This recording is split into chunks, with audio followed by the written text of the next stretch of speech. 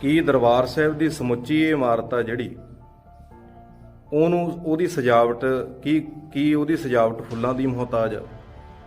ਕੀ ਉਹ ਫੁੱਲਾਂ ਤੋਂ ਬਿਨਾਂ ਇਮਾਰਤ ਸੋਹਣੀ ਨਹੀਂ ਲੱਗਦੀ? ਕੀ ਅੱਜ ਉੱਥੇ ਫੁੱਲ ਨਹੀਂ ਲੱਗੇ ਹੋਏ? ਕੀ ਅੱਜ ਉਹ ਇਮਾਰਤ ਨਹੀਂ ਸੋਹਣੀ ਲੱਗਦੀ?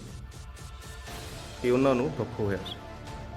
ਅੱਛਾ, ਸੱਤਵੇਂ ਪਾਤਸ਼ਾਹ ਜੀ ਫੁੱਲ ਟੁੱਟਣ ਕਰਕੇ ਉਹਨਾਂ ਨੂੰ ਦੁੱਖ ਹੁੰਦਾ, ਜੇ ਅਸੀਂ ਫੁੱਲ ਤੋੜ ਕੇ ਉਸੇ ਸਥਾਨ ਤੇ ਲਾਈ ਜਾਂਦੇ ਹਾਂ, ਇਹ ਮੂਰਖਤਾ ਨਹੀਂ ਹੈ? ਕੀ ਸਾਨੂੰ ਸੋਚਣਾ ਨਹੀਂ ਚਾਹੀਦਾ ਕਿ ਸਾਡੇ ਗੁਰੂ ਸਾਹਿਬ ਜੀ ਫੁੱਲ ਟੁੱਟਣ ਤੇ ਜਾਂ ਫੁੱਲ ਤੋੜਨ ਤੇ ਕੀ ਸਹਿਮਤ ਆ? ਕੀ ਗੁਰਬਾਣੀ ਕਣੀ ਬਰਬਾਦੀ ਹੈ? ਤਾਂ ਆਪਾਂ ਹੋਰ ਵੀ ਗੱਲ ਗਾਂਹ ਕਰਾਂਗੇ, ਸਮਾਂ ਨਹੀਂ ਜ਼ਿਆਦਾ ਹੈ। ਜਾਣੀ ਕਿ ਕਈ ਤਰੀਕਿਆਂ ਦੇ ਨਾਲ ਸੇਵਾ ਦੇ ਨਾ ਬਹੁਤ ਬਦਲਵੇਂ ਰੂਪ ਆ। ਗੱਲ ਆਪਾਂ ਜਿਵੇਂ ਪਹਿਲਾਂ ਕੀਤੀ ਸੀ ਨਾ ਕਿ ਗੱਲ ਤਕਨੀਕ ਦੀ ਆ, ਸਾਡੇ ਕੋਲ ਤਕਨੀਕ ਨਹੀਂ ਹੈ। ਪੈਸਾ ਹੈ ਸਾਡੇ ਕੋਲੇ, ਸਾਰਾ ਕੁਝ ਮਟੀਰੀਅਲ ਹੈਗਾ, ਪਰ ਸਾਡੇ ਕੋਲ ਤਕਨੀਕ ਨਹੀਂ ਹੈ। ਸਾਨੂੰ ਇਹ ਨਹੀਂ ਪਤਾ ਲੱਗ ਰਿਹਾ ਕਿ ਅਸੀਂ ਕਿਵੇਂ ਨੌਜਵਾਨੀ ਨੂੰ ਜੋੜੀਏ। ਮੈਂ ਨਹੀਂ ਕਹਿ ਰਿਹਾ ਕਿ ਲੰਗਰ ਬੰਦ ਕਰਨੇ ਚਾਹੀਦੇ ਆ, ਪਰ ਲੰਗਰ ਸਾਦੇ ਤਾਂ ਕਰ ਲੈਣੇ ਚਾਹੀਦੇ ਹਨ। ਮਹਿੰਗੇ ਲੰਗਰ ਲਾਉਣ ਦੇ ਵਾਸਤੇ ਸਾਡੇ ਕਿੱਥੇ ਇਤਿਹਾਸ 'ਚ ਲਿਖਿਆ ਹੋਇਆ? ਗੁਰੂ ਨਾਨਕ ਸਾਹਿਬ ਪਾਤਸ਼ਾਹ ਜੀ ਭੁੱਖੇ ਸਾਧੂਆਂ ਨੂੰ ਪ੍ਰਸ਼ਾਦਾ ਛਕਾਉਂਦੇ ਆ। ਆਪਾਂ ਇਤਿਹਾਸ 'ਚ ਪੜ੍ਹਦੇ ਹਾਂ ਕਿ ਭੁੱਖੇ ਸਾਧੂਆਂ ਨੂੰ ਭੋਜਨ ਛਕਾਇਆ।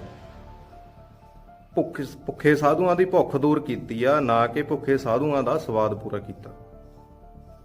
ਅੱਜ ਅਸੀਂ ਭੁੱਖ ਨਹੀਂ ਪੂਰੀ ਕਰਦੇ, ਅੱਜ ਅਸੀਂ ਗੁਰੂ ਘਰਾਂ ਦੇ ਵਿੱਚ ਸਵਾਦ ਪੂਰੇ ਕਰਦੇ ਹਾਂ। ਹਾਂਜੀ, ਵਾਹਿਗੁਰੂ ਜੀ ਕਾ ਖਾਲਸਾ, ਵਾਹਿਗੁਰੂ ਜੀ ਕੀ ਫਤਿਹ। ਗੁਰੂ ਪਿਆਰੀ ਸੰਗਤ ਜੀ, ਅੱਜ ਵਾਲੀ ਵੀਡੀਓ ਜਿਹੜੀ ਐਂਡ ਤੱਕ ਜ਼ਰੂਰ ਦੇਖਿਓ, ਤਾਂ ਕਿ ਆਪਾਂ ਨੂੰ ਜਿਹੜੀਆਂ ਅਹਿਮ ਵਿਚਾਰਾਂ ਇਸ ਵੀਡੀਓ ਦੇ ਵਿੱਚ ਆਪਾਂ ਕਰਨ ਜਾ ਰਹੇ ਹਾਂ ਉਹਦੇ ਬਾਰੇ ਸਾਨੂੰ ਸਾਰੀ ਜਾਣਕਾਰੀ ਮਿਲ ਸਕੇ। ਦੇਖੋ, ਜਿਹੜਾ ਆਪਣਾ ਲੋਹੇ ਦਾ ਛੋਟਾ ਜਿਹਾ ਇੱਕ ਨਟ ਹੁੰਦਾ ਨਾ, ਇੱਕ ਲੋਹੇ ਦਾ ਛੋਟਾ ਜਿਹਾ ਨਟ ਹੁੰਦਾ, ਬਰੀਕ ਜਾਂ ਲੋਹੇ ਦਾ ਏਡਾ ਕੁ ਟੁਕੜਾ ਕਹਿ ਲਈਏ ਆਪਾਂ, ਉਹਨੂੰ ਜਦੋਂ ਤੁਸੀਂ ਤਾਂ ਹਵਾ ਦੇ ਵਿੱਚ ਵਗਾ ਕੇ ਸੁੱਟੋਗੇ ਨਾ ਕਿਤੇ ਤਾਹਾਂ ਆਕਾਸ਼ ਵੱਲ, ਤਾਂ ਉਹਨੇ ਬਹੁਤ ਛੇਤੀ ਥੱਲੇ ਧਰਤੀ ਤੇ ਆ ਡਿੱਗਣਾ ਹੈ। ਉਹਦਾ ਕਾਰਨ ਕੀ ਹੈ ਕਿ ਗ੍ਰੈਵਿਟੀ ਹੈ ਇੱਥੇ ਧਰਤੀ ਤੇ, ਥੋੜਾ ਜਿਹਾ ਚੁੰਬਕੀ ਖੇਤਰ ਹੁੰਦਾ ਧਰਤੀ ਤੇ, ਆਪਣੇ ਵੱਲ ਚੀਜ਼ ਨੂੰ ਖਿੱਚ ਲਾ। ਇਹ ਆਪਾਂ ਬੱਚੇ ਤਕਰੀਬਨ ਸਾਰੇ ਸਾਇੰਸ ਦੇ ਵਿੱਚ ਪੜ੍ਹ ਚੁੱਕੇ ਹਾਂ ਇਹ ਚੀਜ਼ ਨੂੰ, ਵੀ ਧਰਤੀ ਆਪਣੇ ਵੱਲ ਹਰੇਕ ਚੀਜ਼ ਨੂੰ ਖਿੱਚਦੀ ਆ। ਤੇ ਜਦੋਂ ਉਹ ਜਿਹੜਾ ਨਾਟ ਆ, ਜਦੋਂ ਤਾਂ ਆਪਾਂ ਆਕਾਸ਼ ਦੇ ਵਿੱਚ ਸਿੱਟਦੇ ਹਾਂ, ਜਾਂ ਲੋਹੇ ਦੀ ਕੋਈ ਵੀ ਚੀਜ਼ ਤਾਂ ਆਕਾਸ਼ ਵੱਲ ਸਿੱਟਦੇ ਹਾਂ ਆਪਾਂ, ਉਹ ਨਾਲ ਦੇ ਨਾਲ ਹੀ ਥੱਲੇ ਇੱਕਦਮ ਧਰਤੀ ਤੇ ਆ ਡਿੱਗਦੀ ਆ। ਪਰ ਕਦੇ ਸੋਚਿਆ ਕਿ ਕਿੰਨਾ ਭਾਰਾ ਜਿਹੜਾ ਜਹਾਜ਼ ਆ, ਹੈਲੀਕਾਪਟਰ ਕਹਿ ਲਓ ਜਾਂ ਹਵਾਈ ਜਹਾਜ਼ ਕਹਿ ਲਓ, ਕਿੰਨਾ ਭਾਰਾ ਹੈ ਜਿਹੜਾ, ਉਹਦੇ ਉੱਪਰ ਕਿੰਨੇ ਟਨ ਦੇ ਹਿਸਾਬ ਦੇ ਨਾਲ ਲੋਹਾ ਲੱਗਿਆ ਹੋਇਆ, ਤੇ ਉਹ ਆਕਾਸ਼ ਦੇ ਵਿੱਚ ਉੱਡਦਾ ਫਿਰਦਾ। ਕਾਰਨ ਕੀ? ਉਹਦੇ ਪਿੱਛੇ ਤਕਨੀਕ ਆ, ਜ਼ੋਰ ਲੱਗਿਆ ਹੋਇਆ, ਉਹਦੇ ਪਿੱਛੇ ਪੈਸਾ ਲੱਗਿਆ ਹੋਇਆ ਏ, ਸਮਾਂ ਲੱਗਿਆ ਏ, ਪਰ ਉਹਦੇ ਵਿੱਚ ਨਾਲ ਤਕਨੀਕ ਵੀ ਫਿੱਟ ਕੀਤੀ ਹੋਈ ਆ।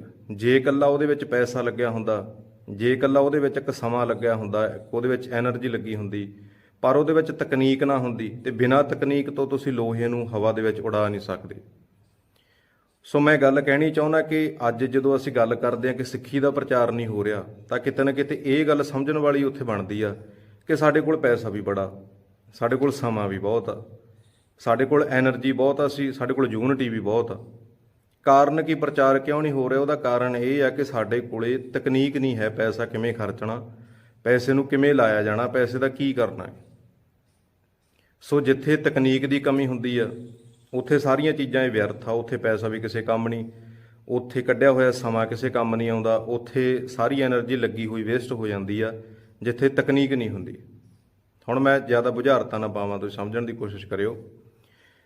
ਪਿੱਛੇ ਜੇ ਗੁਰੂ ਗ੍ਰੰਥ ਸਾਹਿਬ ਪਾਤਸ਼ਾਹ ਜੀ ਦਾ ਪਹਿਲਾ ਪ੍ਰਕਾਸ਼ ਪੁਰਬ ਜਿਹੜਾ 28 ਅਗਸਤ ਨੂੰ ਸਾਡੀ ਸਿੱਖ ਕੌਮ ਨੇ ਮਨਾਇਆ, ਦਰਬਾਰ ਸਾਹਿਬ ਸ੍ਰੀ ਅੰਮ੍ਰਿਤਸਰ ਸਾਹਿਬ ਵਿਖੇ ਇੱਕ ਕੋਈ ਦਿੱਲੀ ਤੋਂ ਕੋਈ ਕੰਪਨੀ ਵਾਲਾ ਸੀਗਾ, ਕੋਈ ਭਰਾ, ਮੈਂ ਨਾਂ ਜਿਹਾ ਭੁੱਲ ਗਿਆ ਉਹਦਾ, ਉਹਨਾਂ ਨੇ ਫੁੱਲਾਂ ਦੀ ਸਜਾਵਟ ਕੀਤੀ ਅੰਮ੍ਰਿਤਸਰ ਸਾਹਿਬ ਦਰਬਾਰ ਸਾਹਿਬ, ਤੇ ਤਕਰੀਬਨ ਕਰੋੜਾਂ ਦੇ ਹਿਸਾਬ ਦੇ ਨਾਲ ਆ ਜਿਹੜੇ ਉਹ ਫੁੱਲ ਆ ਜਿਹੜੇ ਇੱਥੇ ਦਰਬਾਰ ਸਾਹਿਬ ਦੀ ਸਜਾਵਟ ਦੇ ਵਿੱਚ ਲਾਤੇ ਉਹਨਾਂ ਨੇ। ਤਾਂ ਕਿਤੇ ਨਾ ਕਿਤੇ ਜਿਹੜਾ ਉਹ ਦੇਖਣ ਦੇ ਬਾਰੇ ਇਹ ਗੱਲ ਆਉਂਦੀ ਆ ਕਿ ਜਿਹੜਾ ਉਹ ਇੰਨਾ ਸਜਾਵਟ ਦੇ ਲਈ ਇੰਨੇ ਉਹਨਾਂ ਨੇ ਫੁੱਲ ਲਾਤੇ ਇੱਥੇ, ਉਹਦੀਆਂ ਬੜੀ ਆਪਾਂ ਵੀਡੀਓ ਵਾਇਰਲ ਕੀਤੀਆਂ ਜੀ, ਇੱਥੇ ਫੁੱਲਾਂ ਦੀ ਸਜਾਵਟ ਹੋ ਗਈ ਜੀ, ਇੱਥੇ ਆਹ ਦੇਖੋ ਕਿੰਨੀ ਸੋਹਣੀ ਗੱਲ ਹੋ ਗਈ। ਜਿੰਨੀ ਉਹ ਗੱਲ ਸੁਣਨ ਦੇ ਵਿੱਚ ਆਈ ਉਹ ਇਹ ਆ ਕਿ ਉੱਥੇ 8 ਟਰੱਕ ਫੁੱਲਾਂ ਦੇ ਭਰ ਕੇ ਆਏ, 500 ਕਾਰੀਗਰ ਫੁੱਲਾਂ ਨੂੰ ਫਿੱਟ ਕਰਨ ਵਾਸਤੇ ਉੱਥੇ ਪਹੁੰਚਿਆ ਦਰਬਾਰ ਸਾਹਿਬ, ਠੀਕ ਹੈ ਜੀ। ਤੇ ਕਈ ਜਾਣੀ ਕਿ ਕੁਆਂਟਲਾਂ ਦੇ ਹਿਸਾਬ ਦੇ ਨਾਲ ਫੁੱਲ ਆਏ, ਤੇ 80 ਕਿਸਮ ਦੇ, ਮੇਰੇ ਖਿਆਲ ਨਾਲ ਮੈਂ ਪੜ੍ਹਦਾ ਸੀ ਨਿਊਜ਼, 80 ਕਿਸਮ ਦੇ ਜਿਹੜੇ ਫੁੱਲ ਆ, ਜਿਵੇਂ ਮਹਾਰਾਸ਼ਟਰ ਤੋਂ, ਹੈਦਰਾਬਾਦ ਤੋਂ, ਕਲਕੱਤਾ ਤੋਂ ਆਏ, ਉਹ ਸਾਰੇ ਫੁੱਲ ਇੱਦਾਂ ਇਕੱਠੇ ਕੀਤੇ ਹੋਏ ਆ, ਤੇ ਉਹ ਤਕਰੀਬਨ ਕਰੋੜਾਂ ਦੇ ਹਿਸਾਬ ਦੇ ਨਾਲ ਜਿਹੜਾ ਪੈਸਾ ਏ ਉੱਥੇ ਉਹ ਫੁੱਲ ਲਾ ਦਿੱਤੇ ਗਏ। ਹੁਣ ਤੁਸੀਂ ਦੇਖੋ ਕਿ ਇਹਦੇ ਵਿੱਚ ਤਕਨੀਕ ਹੈ ਕਿ ਇਹਦੇ ਨਾਲ ਸਿੱਖੀ ਦਾ ਪ੍ਰਚਾਰ ਹੋਇਆ? ਤੇ ਮੈਂ ਸਵਾਲ ਕਰਨੇ ਚਾਹਣਾ, ਕਿਉਂਕਿ ਕਈ ਵਾਰ ਨਾ ਇਹ ਸਵਾਲ ਹਰ ਇੱਕ ਮਨੁੱਖੀ ਮਨ ਦੇ ਹੁੰਦੇ ਆ, ਹਰ ਇੱਕ ਸਿੱਖ ਦੇ ਹੁੰਦੇ ਆ। ਤੁਸੀਂ ਦੇਖਿਓ ਕਿ ਦਰਬਾਰ ਸਾਹਿਬ ਦੀ ਜਿਹੜੀ ਜਿੰਨੀ ਉਹ ਇਮਾਰਤ ਆ, ਜਿਹਨੂੰ ਆਪਾਂ ਸਜਦਾ ਕਰਦੇ ਆ ਜਾ ਕੇ, ਜਿੰਨੀ ਉਹ ਸਾਰੀ ਇਮਾਰਤ ਆ ਦਰਬਾਰ ਸਾਹਿਬ, ਜਿੰਨਾ ਉਹ ਸਾਰਾ ਸਰੋਵਰ ਦੇ ਵਿੱਚ ਬਣੀ ਹੋਈ ਇਮਾਰਤ ਆ, ਜਾਂ ਅੰਮ੍ਰਿਤਸਰ ਸਾਹਿਬ ਦੀ ਜਿੰਨੀ ਉਹ ਸਾਰੇ ਕੰਪਲੈਕਸ ਦੀ ਗੱਲ ਕਰ ਲਈਏ ਆਪਾਂ, ਕਿ ਦਰਬਾਰ ਸਾਹਿਬ ਦੀ ਸਮੁੱਚੀ ਇਹ ਇਮਾਰਤ ਆ ਜਿਹੜੀ, ਉਹਦੀ ਸਜਾਵਟ ਕੀ ਉਹਦੀ ਸਜਾਵਟ ਫੁੱਲਾਂ ਦੀ ਮੁਹਤਾਜ ਆ? ਕੀ ਉਹ ਫੁੱਲਾਂ ਤੋਂ ਬਿਨਾਂ ਇਮਾਰਤ ਸੋਹਣੀ ਨਹੀਂ ਲੱਗਦੀ? ਕੀ ਅੱਜ ਉੱਥੇ ਫੁੱਲ ਨਹੀਂ ਲੱਗੇ ਹੋਏ? ਕੀ ਅੱਜ ਉਹ ਇਮਾਰਤ ਨਹੀਂ ਸੋਹਣੀ ਲੱਗਦੀ? ਉਹ ਫੁੱਲਾਂ ਦੀ ਮੁਹਤਾਜ ਆ। ਉਹ ਤਾਂ ਬਿਨਾਂ ਫੁੱਲਾਂ ਤੋਂ ਵੀ ਉਨੀ ਸੋਹਣੀ ਜੱਚਦੀ ਆ, ਬਿਨਾਂ ਫੁੱਲਾਂ ਤੋਂ ਵੀ ਉਹਨੂੰ ਲੋਕ ਓਨਾ ਪਸੰਦ ਕਰਦੇ ਆ। ਅੱਛਾ, ਕਰੋੜਾਂ ਦੇ ਹਿਸਾਬ ਦੇ ਨਾਲ ਉੱਥੇ ਫੁੱਲਾਂ ਦੀ ਸਜਾਵਟ ਕਰ ਦਿੱਤੀ ਗਈ।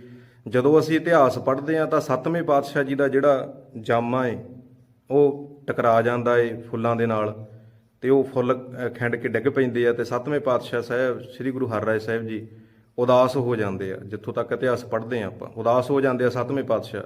ਤੇ 6ਵੇਂ ਪਾਤਸ਼ਾਹ ਗੁਰੂ ਹਰਗੋਬਿੰਦ ਸਾਹਿਬ ਜੀ ਦੇ ਪੋਤੇ ਲੱਗਦੇ ਆ ਸ੍ਰੀ ਗੁਰੂ ਹਰਿਰਾਏ ਸਾਹਿਬ ਜੀ। ਤੇ 6ਵੇਂ ਪਾਤਸ਼ਾਹ ਜੀ ਸਾਹਿਬ ਸ੍ਰੀ ਗੁਰੂ ਹਰਗੋਬਿੰਦ ਸਾਹਿਬ ਪਾਤਸ਼ਾਹ ਪੁੱਛਦੇ ਆ ਕਿ ਪੁੱਤਰ ਕੀ ਗੱਲ ਹੋਈ ਆ? ਤਾਂ 7ਵੇਂ ਪਾਤਸ਼ਾਹ ਜੀ ਦੱਸਦੇ ਆ ਕਿ ਮੇਰੇ ਜਾਮੇ ਦੇ ਨਾਲ ਆ ਫੁੱਲ ਆ ਜਿਹੜੇ ਟੁੱਟ ਕੇ ਡਿੱਗ ਪਿਆ, ਤੇ ਮੈਂ ਇਹਨਾਂ ਕਰਕੇ ਉਦਾਸ ਹਾਂ। ਅੱਛਾ, ਸਾਡੇ 7ਵੇਂ ਪਾਤਸ਼ਾਹ ਜੀ ਫੁੱਲ ਟੁੱਟਣ ਤੇ ਉਦਾਸ ਹੋ ਜਾਂਦੇ ਆ ਕਿ ਮੈਂ ਵੀ ਕੁਦਰਤ ਦੇ ਹਿਸਾਬ ਨਾਲ ਆਪਦੇ ਨਿਯਮ ਨਾਲ ਫੁੱਲ ਲੱਗੇ ਹੋਏ ਆ, ਤੇ ਉਹ ਮੇਰੇ ਜਾਮੇ ਦੇ ਨਾਲ ਟੁੱਟ ਗਏ। ਤੇ ਤੁਸੀਂ ਸ਼ਾਇਦ ਆਪਾਂ ਨੂੰ ਨਾ ਪਤਾ ਹੋਵੇ, 7ਵੇਂ ਪਾਤਸ਼ਾਹ ਜੀ ਦੇ ਪ੍ਰਕਾਸ਼ ਪੁਰਬ ਨੂੰ ਸਮਰਪਿਤ ਸਿੱਖ ਵਾਤਾਵਰਣ ਦਿਵਸ ਵੀ ਸਾਡੇ ਪੰਜਾਬ ਦੇ ਵਿੱਚ ਮਨਾਇਆ ਜਾਂਦਾ। ਉਹ ਸਿੱਖ ਵਾਤਾਵਰਣ ਦਿਵਸ ਕਿਉਂ ਮਨਾਇਆ ਜਾਂਦਾ? ਕਿਉਂਕਿ ਉਹ ਫੁੱਲਾਂ ਦੇ ਟੁੱਟਣ ਕਰਕੇ ਉਹਨਾਂ ਨੂੰ ਦੁੱਖ ਹੋਇਆ ਸੀ। ਅੱਛਾ, 7ਵੇਂ ਪਾਤਸ਼ਾਹ ਜੀ ਫੁੱਲ ਟੁੱਟਣ ਕਰਕੇ ਉਹਨਾਂ ਨੂੰ ਦੁੱਖ ਹੁੰਦਾ, ਤੇ ਅਸੀਂ ਫੁੱਲ ਤੋੜ ਕੇ ਉਸੇ ਸਥਾਨ ਤੇ ਲਾਈ ਜਾਂਦੇ ਹਾਂ। ਇਹ ਮੂਰਖਤਾ ਨਹੀਂ ਹੈ? ਕੀ ਸਾਨੂੰ ਸੋਚਣਾ ਨਹੀਂ ਚਾਹੀਦਾ ਕਿ ਸਾਡੇ ਗੁਰੂ ਸਾਹਿਬ ਜੀ ਫੁੱਲ ਟੁੱਟਣ ਤੇ ਜਾਂ ਫੁੱਲ ਤੋੜਨ ਤੇ ਕੀ ਸਹਿਮਤ ਆ? ਕੀ ਗੁਰਬਾਣੀ ਕੀ ਕਹਿੰਦੀ ਹੈ?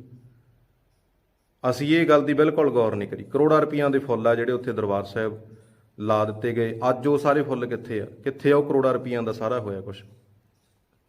ਦੇਖੋ, ਗੁਰੂ ਸਾਹਿਬ ਜੀ ਦੀ ਸੇਵਾ ਹੁੰਦੀ ਹੈ ਨਾ, ਜਿਹੜੀ ਸੇਵਾ ਜਦੋਂ ਤੱਕ ਕਰੋ ਤਾਂ ਠੀਕ ਹੈ। ਜਦੋਂ ਵਿੱਚੋਂ ਸਿਧਾਂਤ ਗਾਇਬ ਹੋ ਜੇ ਨਾ, ਤਾਂ ਕਈ ਵਾਰ ਉਹ ਪਾਣੀ 'ਚ ਮਧਾਣੀ ਬਣ ਜਾਂਦੀ ਹੈ। ਕੋਈ ਬੁੜੀ ਨਾ ਪਾਣੀ 'ਚ ਮਧਾਣੀ ਕੋਈ ਔਰਤ ਪਾਈ ਬੈਠੀ ਹੋਵੇ, ਤੇ ਉਹ ਪਾਣੀ ਨੂੰ ਰੜਕੀ ਜਾਂਦੀ ਹੋਵੇ ਤੇ ਕਹੇ ਮੈਂ ਵਿੱਚੋਂ ਮੱਖਣ ਕੱਢੂੰਗੀ, ਉਹ ਨਹੀਂ ਨਿਕਲਣਾ, ਉਹਨੂੰ ਕੌਣ ਸਮਝਾਵੇ? ਉਹ ਜਿੰਨਾ ਮਰਜ਼ੀ ਜ਼ੋਰ ਲਾਈ ਜਾਵੇ, ਪਰ ਉਹ ਪਾਣੀ ਦੇ ਵਿੱਚੋਂ ਜਿਹੜਾ ਹੈ ਮੱਖਣ, ਉਹ ਕਦੇ ਵੀ ਨਹੀਂ ਨਿਕਲ ਸਕਦਾ। ਜੇ ਉਹ ਕਹੇ ਜੀ ਮੈਂ ਤਾਂ ਸੇਵਾ ਕਰਦੀ ਹਾਂ, ਮੈਂ ਤਾਂ ਕੱਢ ਕੇ ਹਟੂੰ, ਤੇ ਸਾਰੀ ਉਮਰ ਲੱਗੀ ਰਵੇ ਭਾਵੇਂ। ਸਾਡੀ ਸੇਵਾ ਜਿਹੜੀ ਇਸ ਤਰ੍ਹਾਂ ਅਸੀਂ ਕਰ ਰਹੇ ਹਾਂ, ਇਹ ਪਾਣੀ 'ਚ ਮਧਾਣੀ ਹੈ। ਇਹਦੇ ਵਿੱਚੋਂ ਸਿੱਖੀ ਦਾ ਪ੍ਰਚਾਰ ਨਹੀਂ ਨਿਕਲਣਾ। ਇਹ ਚੀਜ਼ਾਂ ਦੇ ਵਿੱਚੋਂ ਬਲਿਹਾਰੀ ਕੁਦਰਤ ਵਸਿਆ, ਕੁਦਰਤ ਦੇ ਵਿੱਚ ਵਸਦਾ ਹੈ ਬਲਿਹਾਰੀ ਪ੍ਰਮਾਤਮਾ। ਅਸੀਂ ਕੁਦਰਤ ਨੂੰ ਤੋੜ ਕੇ ਉੱਥੇ ਭੇਟ ਕਰ ਰਹੇ ਹਾਂ। ਕਿੰਨਾ ਚੰਗਾ ਹੁੰਦਾ ਉਹੀ ਕਰੋੜਾਂ ਰੁਪਈਆ ਪੰਜਾਬ ਦੇ ਉਹਨਾਂ ਬੱਚਿਆਂ ਦੇ ਲੱਗਦਾ। ਦੇਖੋ, ਜਿਹੜੇ ਪੰਜਾਬ 'ਚ ਸਜਾਵਟ ਹੋਣੀ, ਜਿਹੜੇ ਪੰਜਾਬ 'ਚ ਫੁੱਲ ਖਿੜਨੇ ਸੀ। ਇੱਕ ਸੁਝਾਅ ਇਹ ਦੇਖੋ, ਬਾਕੀ ਇਹ ਮੇਰੀਆਂ ਗੱਲਾਂ ਕਿਸੇ ਨੂੰ ਚੰਗੀਆਂ ਲੱਗਣ ਇਹ ਕੋਈ ਜ਼ਰੂਰੀ ਨਹੀਂ ਹੁੰਦਾ। ਜਿੱਥੇ ਗੁਰੂ ਦੇ ਸਿਧਾਂਤ ਦੀ ਗੱਲ ਆ ਜੇ ਨਾ, ਉੱਥੇ ਕਈ ਵਾਰੀ ਲੋਕਾਂ ਦੀ ਪਸੰਦ ਨਾ ਪਸੰਦ ਉਹ ਮਾਇਨੇ ਨਹੀਂ ਰੱਖਦੀ। ਧਿਆਨ ਨਾਲ ਸੁਣਿਓ ਸਾਰੀ ਵਿਚਾਰ। ਕਿੰਨਾ ਚੰਗਾ ਹੁੰਦਾ ਪੰਜਾਬ ਦੇ ਵਿੱਚ ਐਲਾਨ ਕੀਤਾ ਜਾਂਦਾ ਕਿ ਪੰਜਾਬ ਦੇ ਜਿੰਨੇ ਸਕੂਲ ਆ, ਜਿੰਨੇ ਕਾਲਜਸ ਆ, ਜਿੰਨੀਆਂ ਯੂਨੀਵਰਸਿਟੀਜ਼ ਆ, ਉਹਨਾਂ ਦੇ ਵਿੱਚੋਂ ਤਕਰੀਬਨ 100 ਬੱਚਾ ਚੁਣਿਆ ਜਾਂਦਾ। 100 ਬੱਚੇ ਨੂੰ ਚੁਣ ਕੇ ਉਹਨਾਂ ਦੇ ਵਿੱਚੋਂ, ਤੇ ਤਕਰੀਬਨ ਉਹਨਾਂ ਨੂੰ ਕਿਹਾ ਜਾਂਦਾ ਵੀ ਇਹਨਾਂ ਨੂੰ ਦੇਖਿਆ ਜਾਂਦਾ, ਟੈਸਟ ਲਿਆ ਜਾਂਦਾ ਉਹਨਾਂ ਦਾ, ਵੀ ਇਹਨਾਂ ਨੂੰ ਗੁਰ ਇਤਿਹਾਸ ਬਾਰੇ ਜਾਣਕਾਰੀ ਆ, ਸਿੱਖ ਇਤਿਹਾਸ ਬਾਰੇ ਜਾਣਕਾਰੀ ਆ, ਇਹ ਅੰਮ੍ਰਿਤਧਾਰੀ ਆ, ਕੀ ਇਹ ਸਿੱਖੀ ਨੂੰ ਸਮਰਪਿਤ ਆ, ਕੀ ਇਹ ਚਾਹੁੰਦੇ, ਇਹਨਾਂ ਦੇ ਅੰਦਰ ਸੋਚ ਹੈ ਸਿੱਖੀ ਵਾਲੀ। ਉਹ 100 ਬੱਚੇ ਪੰਜਾਬ ਦੇ ਵਿੱਚੋਂ ਚੁਣ ਕੇ ਉਹਨਾਂ ਦੇ ਅਕਾਊਂਟ ਦੇ ਵਿੱਚ ਤਕਰੀਬਨ ਪਾਇਆ ਜਾਂਦਾ ਨਾ, ਕਿਤੇ ਲੱਖਾਂ ਦੇ ਹਿਸਾਬ ਦੇ ਨਾਲ, ਉਹੀ ਜਿਹੜੇ ਉਹਨਾਂ ਫੁੱਲਾਂ ਤੇ ਖਰਚ ਹੋਏ ਉਹੀ ਕਿਤੇ ਉਹਨਾਂ ਦੇ ਅਕਾਊਂਟ 'ਚ ਪਾਏ ਜਾਂਦੇ। ਤਾਂ ਉਹਨਾਂ ਨੂੰ ਕਿੱਡਾ ਮਾਣ ਹੋਣਾ ਸੀਗਾ ਵੀ ਕਿ ਹਾਂ ਅਸੀਂ ਸਿੱਖੀ ਵੱਲ ਖੜੇ ਹਾਂ, ਤਾਂ ਸਿੱਖੀ ਸਾਡੇ ਵੱਲ ਵੀ ਖੜੀ ਆ। ਪੈਸਾ ਕਿੱਡਾ ਬਰਬਾਦ ਕਰਕੇ ਸਿੱਟਤਾ, ਕੋਈ ਫਾਇਦਾ ਕੀ ਹੋਇਆ ਉਹਦਾ? ਕੱਲੀ ਇੱਥੋਂ ਤੱਕ ਨਹੀਂ ਬਰਬਾਦੀ ਹੈ, ਤਾਂ ਆਪਾਂ ਹੋਰ ਵੀ ਗੱਲ ਅਗਾਂਹ ਕਰਾਂਗੇ, ਸਮਾਂ ਨਹੀਂ ਜ਼ਿਆਦਾ ਹੈ। ਜਾਣੀ ਕਿ ਕਈ ਤਰੀਕਿਆਂ ਦੇ ਨਾਲ ਸੇਵਾ ਦੇ ਨਾ ਬਹੁਤ ਬਦਲਵੇਂ ਰੂਪ ਆ। ਗੱਲ ਆਪਾਂ ਜਿਵੇਂ ਪਹਿਲਾਂ 'ਚ ਕੀਤੀ ਸੀ ਨਾ ਕਿ ਗੱਲ ਤਕਨੀਕ ਦੀ ਆ। ਸਾਡੇ ਕੋਲ ਤਕਨੀਕ ਨਹੀਂ ਹੈ, ਪੈਸਾ ਹੈ ਸਾਡੇ ਕੋਲੇ, ਸਾਰਾ ਕੁਝ ਮਟੀਰੀਅਲ ਹੈਗਾ, ਪਰ ਸਾਡੇ ਕੋਲ ਤਕਨੀਕ ਨਹੀਂ ਹੈ। ਸਾਨੂੰ ਇਹ ਨਹੀਂ ਪਤਾ ਲੱਗ ਰਿਹਾ ਕਿ ਅਸੀਂ ਕਿਵੇਂ ਨੌਜਵਾਨੀ ਨੂੰ ਜੋੜੀਏ, ਗੁਰੂ ਘਰ ਕਿਵੇਂ ਲੈ ਕੇ ਆਈਏ, ਸਾਨੂੰ ਆਹ ਹੀ ਨਹੀਂ ਪਤਾ ਲੱਗ ਰਿਹਾ।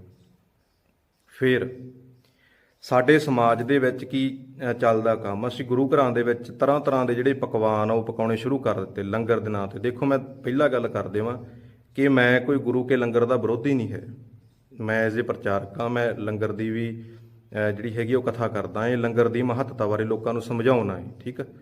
ਪਰ ਇੱਕ ਤਾਂ ਹੁੰਦਾ ਕਿ ਲੰਗਰ ਨੂੰ ਭੰਡਣਾ ਤੇ ਇੱਕ ਲੰਗਰ ਕਿਵੇਂ ਲਾਉਣੇ ਆ, ਇਹਦੇ ਵਿੱਚ ਫਰਕ ਹੁੰਦਾ। ਜਾਂ ਤਾਂ ਮੈਂ ਕਹਾਂ ਵੀ ਲੰਗਰ ਲਾਉਣੇ ਨਹੀਂ ਚਾਹੀਦੇ, ਫੇਰ ਮੈਂ ਗਲਤ ਆ। ਤੇ ਜੇ ਆਪਾਂ ਸਮਝ ਗਏ ਕਿ ਲੰਗਰ ਦੀ ਮਹੱਤਤਾ ਕੀ ਆ, ਉਹ ਸਮਝਣ ਦੀ ਗੱਲ ਆ। ਦੇਖੋ, ਮੈਂ ਨਹੀਂ ਕਹਿ ਰਿਹਾ ਕਿ ਲੰਗਰ ਬੰਦ ਕਰਨੇ ਚਾਹੀਦੇ ਆ, ਪਰ ਲੰਗਰ ਸਾਦੇ ਤਾਂ ਕਰ ਲੈਣੇ ਚਾਹੀਦੇ ਆ ਨਾ। ਮਹਿੰਗੇ ਮਹਿੰਗੇ ਲੰਗਰ ਲਾਉਣ ਦੇ ਵਾਸਤੇ ਸਾਡੇ ਕਿੱਥੇ ਇਤਿਹਾਸ 'ਚ ਲਿਖਿਆ ਹੋਇਆ? ਗੁਰੂ ਨਾਨਕ ਸਾਹਿਬ ਪਾਤਸ਼ਾਹ ਜੀ ਭੁੱਖੇ ਸਾਧੂਆਂ ਨੂੰ ਪ੍ਰਸ਼ਾਦਾ ਛਕਾਉਂਦੇ ਆ। ਆਪਾਂ ਇਤਿਹਾਸ 'ਚ ਪੜ੍ਹਦੇ ਆ ਕਿ ਭੁੱਖੇ ਸਾਧੂਆਂ ਨੂੰ ਭੋਜਨ ਛਕਾਇਆ। ਭੁੱਖੇ ਸਾਧੂਆਂ ਦੀ ਭੁੱਖ ਦੂਰ ਕੀਤੀ ਆ, ਨਾ ਕਿ ਭੁੱਖੇ ਸਾਧੂਆਂ ਦਾ ਸਵਾਦ ਪੂਰਾ ਕੀਤਾ। ਅੱਜ ਅਸੀਂ ਭੁੱਖ ਨਹੀਂ ਪੂਰੀ ਕਰਦੇ, ਅੱਜ ਅਸੀਂ ਗੁਰੂ ਘਰਾਂ ਦੇ ਵਿੱਚ ਸਵਾਦ ਪੂਰੇ ਕਰਦੇ ਹਾਂ। ਪੀਜ਼ਿਆਂ ਦੇ ਲੰਗਰ, ਬਰਗਰਾਂ ਦੇ ਲੰਗਰ, ਪਕੌੜਿਆਂ ਦੇ ਲੰਗਰ, ਲੱਡੂ ਜਲੇਬੀਆਂ ਦੇ ਲੰਗਰ। ਇਹ ਕੀ ਹੈ? ਇਹ ਸਵਾਦ ਪੂਰੇ ਕਰਨੇ ਆ। ਭੁੱਖ ਤਾਂ ਜੀ 2 ਪ੍ਰਸ਼ਾਦੇ ਛਕੋ, ਤੁਸੀਂ ਦਾਲ ਨਾਲ ਉੱਤੋਂ ਦੀ ਪਾਣੀ ਪੀਓ ਠੰਡਾ, ਤੇ ਭੁੱਖ ਤਾਂ ਮਿਟ ਜਾਣੀ ਉਹਦੇ ਨਾਲ ਜੀ। ਅਸੀਂ ਸਵਾਦ ਪੂਰੇ ਕਰਨ ਤੇ ਹੋ ਗਏ। ਗੁਰਦੁਆਰਾ ਸਾਹਿਬ ਦੇ ਵਿੱਚ ਭੁੱਖਿਆਂ ਦੀ ਭੁੱਖ ਮਿਟਾਈ ਜਾਂਦੀ ਆ, ਇੱਥੇ ਸਵਾਦ ਨਹੀਂ ਪੂਰੇ ਕੀਤੇ ਜਾਂਦੇ। ਅਸੀਂ ਅੱਜ ਸਵਾਦ ਪੂਰੇ ਕਰਨ ਲੱਗ ਗਏ। ਜਦੋਂ ਨਾ ਆਨੰਦਪੁਰ ਸਾਹਿਬ ਗੁਰੂ ਗੋਬਿੰਦ ਸਿੰਘ ਪਾਤਸ਼ਾਹ ਜੀ ਤਖਤ ਸ੍ਰੀ ਕੇਸਗੜ੍ਹ ਸਾਹਿਬ ਦੀ ਧਰਤੀ ਤੇ ਅੰਮ੍ਰਿਤ ਛਕਾਉਂਦੇ ਆ, ਉੱਥੇ ਜਿਹੜੇ ਗਏ ਵੀ ਸੀ ਨਾ ਇਸ ਤਰ੍ਹਾਂ ਦੇ ਨਾਲ ਲੱਡੂ ਜਲੇਬੀਆਂ ਖਾਣ, ਜਿਵੇਂ ਅੱਜ ਲੋਕ ਗੁਰੂ ਘਰਾਂ ਦੇ ਵਿੱਚ ਕਹੀ ਜਾਂਦੇ ਆ, ਸਾਰੇ ਨਹੀਂ ਕਹੀ ਜਾਂਦੇ ਜਿਹੜੇ ਲੋਕ, ਉਸ ਤਰ੍ਹਾਂ